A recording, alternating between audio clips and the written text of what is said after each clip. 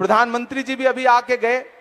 बिहार एक ऐसा राज्य है जिसकी बैसाखी पर दिल्ली की सरकार टिकी हुई है, लेकिन उसके बावजूद केंद्र सरकार के अपने आंकड़े जो हैं, नीति आयोग के जो आंकड़े हैं, वो बताते हैं कि बिहार इस देश का सबसे पिछड़ा गरीब राज्य है। ये उनके आंकड़े हैं, ये हमारे आंकड़े नहीं है, ये कंप्यूटर में आप देख सकते हैं। नीति आयोग कह रहा है कि बिहार सबसे पिछड़ा राज्य है।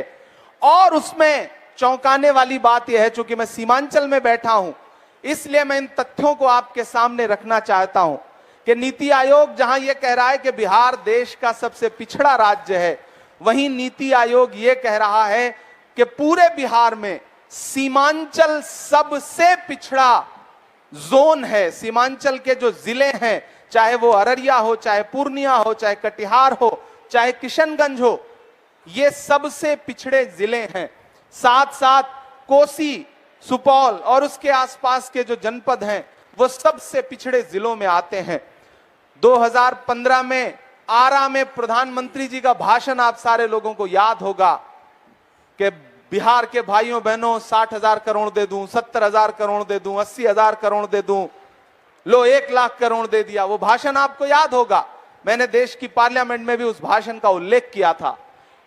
बिहार की बार बार बोली लगाने वाले प्रधानमंत्री जी, चुनावी भाषणों में बिहार को विशेष पैकेज देने वाले प्रधानमंत्री नरेंद्र मोदी जी, मैं इस पत्रकार वार्ता में वोटर अधिकार यात्रा के इस मंच पर बैठ करके उनसे पूछना चाहता हूं कि बिहार को इतना चुनावी भाषण देने वाले प्रधानमंत्री जी, आप ही की सरकार के दौरान और राज्य में आपकी सहयोगी सरकार के होते हुए बिहार लगातार पिछड़ा क्यों है, और उसमें सीमांचल विशेष रूप से पिछड़ा क्यों है?